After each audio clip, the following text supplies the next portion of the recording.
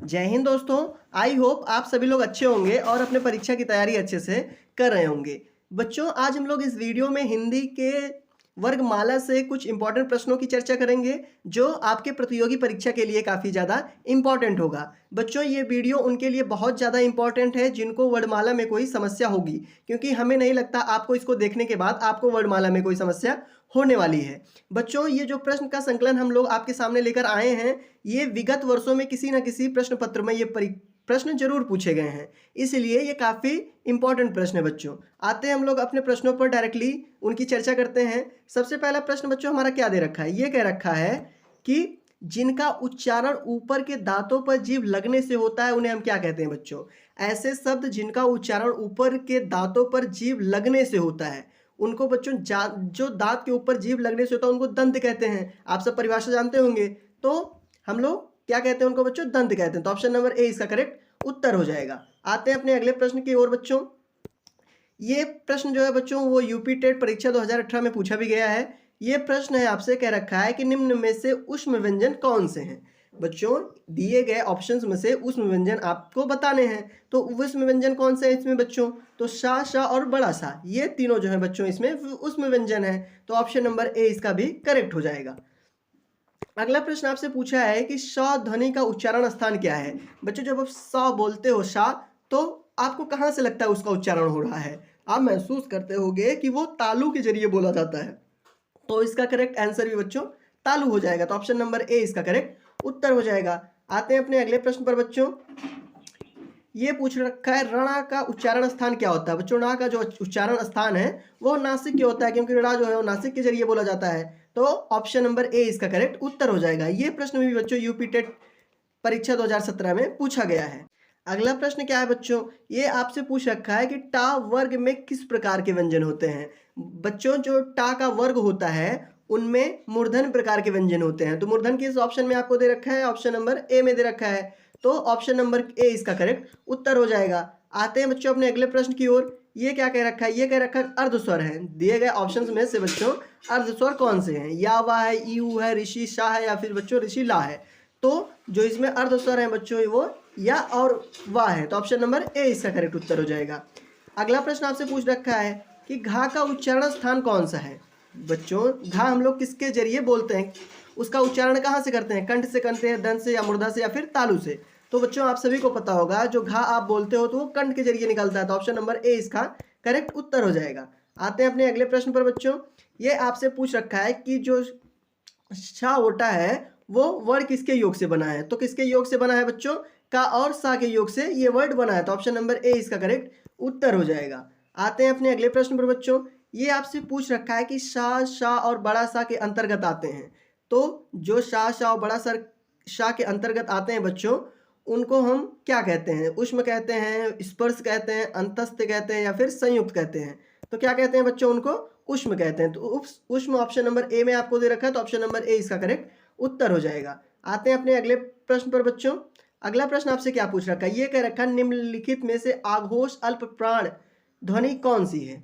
आघोष अल्प प्राण ध्वनि तो कौन सी है बच्चों? इसमें से का और ता जो है आघोष अल्प प्राण ध्वनि इसमें दी गई है। तो ऑप्शन नंबर डी में, तो ऑप्शन नंबर डी ही इसका करेक्ट उत्तर हो जाएगा। अगला प्रश्न आते हैं बच्चों। अगला प्रश्न आपसे क्या पूछ रखा है? ये कह रखा है कि निम्नलिखित में से असत्य कथन की पहचान करें। असत्य कथन की पहचान करें। अब एक एक कथन हम लोग पढ़ लेते हैं बच्चों। पहला कथन पढ़ते हैं कि जो व्यंजन वर्गों के तीसरे और चौथे और पांचवें व्यंजन संघोष है। ये बच्चों सही कथन कह रखा है। तो आपको पहचान किसकी करनी? असत्य की करनी है।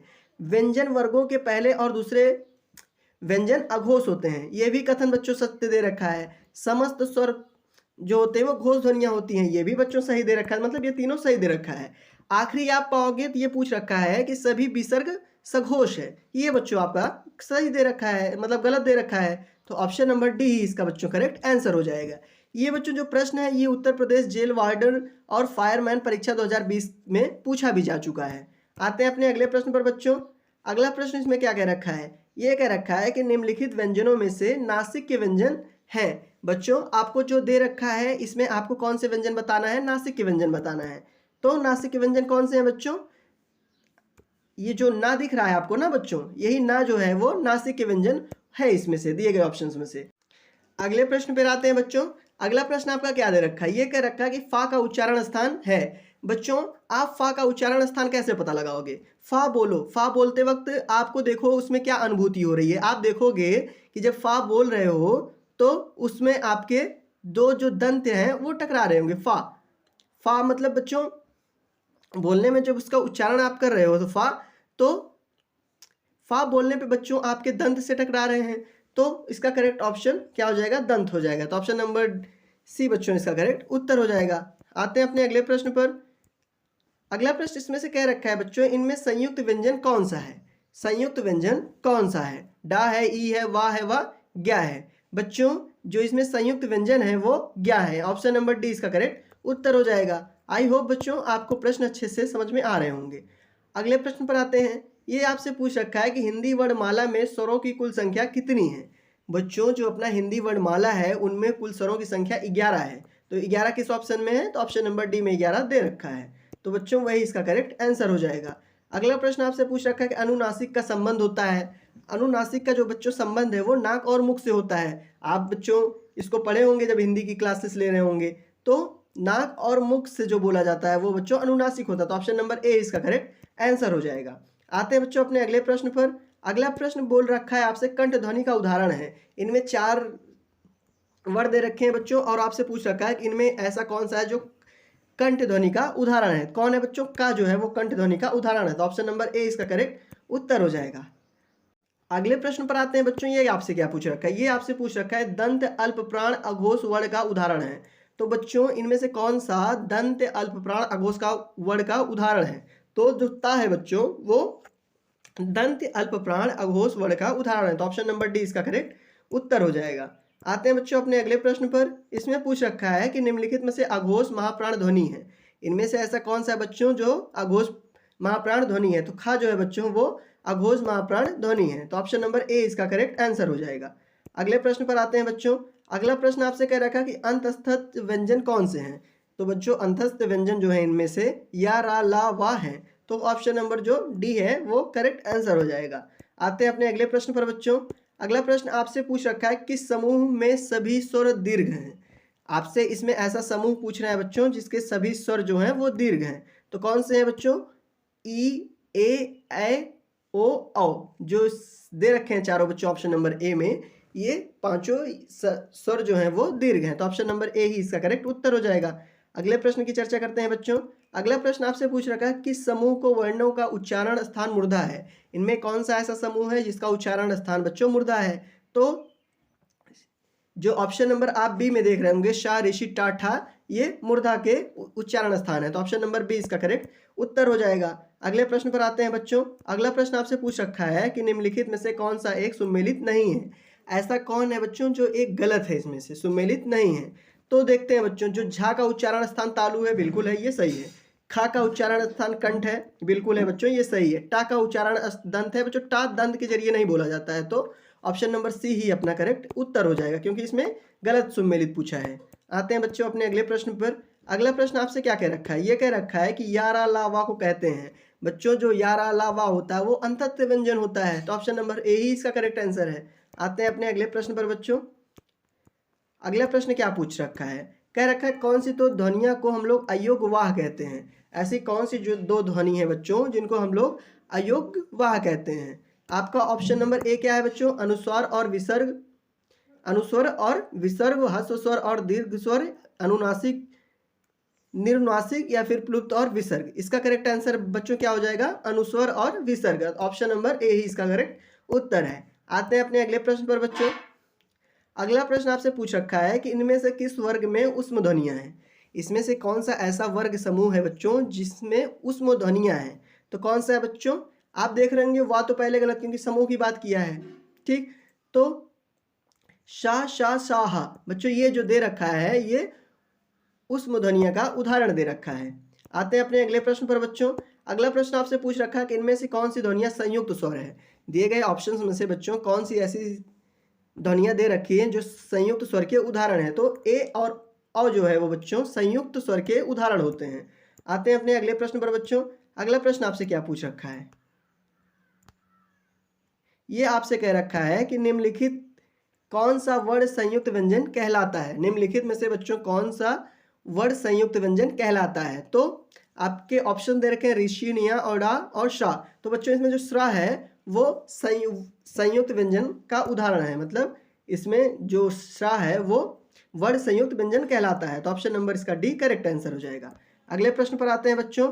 अगला प्रश्न आपसे क्या पूछ रखा है? ये कह रखा है किस वर्ग की सभी ध्वनियां मूर्धन्य हैं?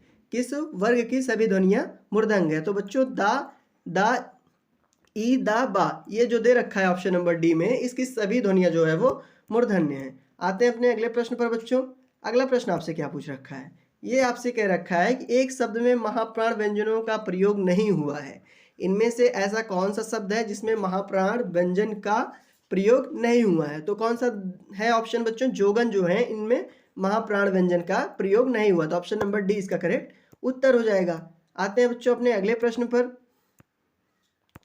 अगला प्रश्न क्या कह रखा है? ये कह रखा है कि निम्नलिखित में से कौन सा वर्ण तालव्य नहीं है? आपको 4 वर्ण दे रखे हैं और बताना है बच्चों कि इनमें से कौन तालव्य नहीं है। तो कौन तालव्य नहीं है बच्चों? तो का जो है वो तालव्य नहीं है। छा भी तालव्य, झा भी तालव्य, चा भी तालव्य है। बच्चों ये यूपी पीसीएस के सीसेट परीक्षा 2022 में पूछा भी गया था। आते हैं बच्चों अपने अगले प्रश्न पर। अगला प्रश्न पूछ रखा है छा वर्ण किसके योग से बना है? तो ये किसके योग से बना है बच्चों? ये का और शा के योग से बना है। तो ऑप्शन नंबर बी करेक्ट हो जाएगा। ये बच्चों यूपीएसआई परीक्षा 2021 में ये प्रश्न पूछा गया था। आते हैं अपने अगले प्रश्न पर बच्चों। अगला प्रश्न पूछ रखा है छा ध्वनि का उच्चारण स्थान कौन सा है? जो छा ध्वनि है बच्चों उसका उच्चारण स्थान तालव्य है। तो ऑप्शन नंबर बी इसका करेक्ट उत्तर हो जाएगा। अगले प्रश्न पर आते हैं बच्चों। अगला प्रश्न कह रखा है कि इनमें से बा की ध्वनि कौन सी है? बच्चों पूछ रखा है आपसे कि इनमें बा की ध्वनि कौन सी है? उष्म है, ओष्ठ से, दंत से, या फिर तालव्य है? तो बच्चों कौन है इसमें उष्म की ध्वनि? ओष्ठ है। तो ऑप्शन नंबर बी इसका करेक्ट उत्तर हो जाएगा। आते हैं अपने अगले प्रश्न पर बच्चों। अगला प्रश्न आपसे पूछ रखा है क्या? ये कह रखा है कि साधारण हिंदी लेखन में सबसे अधिक किस विराम चिन्ह का प्रयोग होता है? बच्चों पूछ रखा है कि अगर साधारण जैसे सामान्य तौर पे आप हिंदी लिखते हो तो उसमें सबसे ज़्यादा किस विराम चिन्ह का प्रयोग करते हो? तो किसका बच्चों? लास्ट में आप जानते हो कि पूर्ण विराम में सामान्य हिंदी लिखते वक्त आप इस विराम चिन्ह का सबसे ज़्यादा प्रयोग करते हो। तो ऑप्शन नंबर बी इसका करेक्ट आंसर हो जाएगा। अगले प्रश्न पर आते हैं बच्चों। ये आपसे पूछ रखा है कि इनमें कौन सा व्यंजन संयुक्त व्यंजन का उदाहरण है? इनमें से कौन सा व्यंजन बच्चों संयुक्त व्यंजन का उदाहरण है? तो जहाँ जो है वो संयुक्त व्यंजन का उदाहरण है। ये भी बच्चों यूपीएसआई की परीक्षा में पूछा जा चुका है। अगले प्रश्न की ओर चलते हैं बच्चों। अगला प्रश्न आपसे क्या पूछ रखा है? ओष्ठ अल्पप्राण घोष वर्ण का उदाहरण है। तो इनमें से बच्चों जो दिए गए ऑप्शंस हैं वो कौन से किसका पूछ रखा है? ओष्ठ अल्पप्राण घोष वर्ण का उदाहरण पूछा है बच्चों, तो बा है। ऑप्शन नंबर बी इसका करेक्ट आंसर हो जाएगा। अगले प्रश्न की ओर चलते हैं बच्चों। ये कह रखा है कि शा ध्वनि का उच्चारण स्थान इनमें से कौन सा है? दंत है, ओष्ठ है, मूर्धन्य है, तालव्य है? तो बच्चों इसका जो करेक्ट आंसर है वो तालव्य है, क्योंकि शा जो ध्वनि है उसका उच्चारण स्थान तालव्य के जरिए बोला जाता है। आते हैं अपने अगले प्रश्न पर बच्चों। ये आपसे पूछ रखा है यारा लावा सा किस वर्ण के व्यंजन है? जो यारा लावा है बच्चों ये किस वर्ग के व्यंजन है? तो ये अंतस्थ प्रकार के व्यंजन है। तो ऑप्शन नंबर ए इसका करेक्ट उत्तर हो जाएगा। अगले प्रश्न की चर्चा करते हैं बच्चों। अगला प्रश्न कह रखा है टा वर्ग में किस प्रकार के व्यंजन है? टा वर्ग में किस प्रकार के बच्चों व्यंजन है? तो टा वर्ग में बच्चों मूर्धन्य प्रकार के व्यंजन है। तो मूर्धन्य किस ऑप्शन में? सी है। तो ऑप्शन नंबर सी इसका करेक्ट उत्तर हो जाएगा। आई होप बच्चों आपको सारे प्रश्न अच्छे से समझ में आ गए होंगे। अगर आए हों तो प्लीज़ बच्चों कमेंट बॉक्स में ज़रूर बताइएगा। हम लोग ऐसे एक एक पार्ट करके आपके लिए सारे वीडियो लाते रहेंगे। धन्यवाद।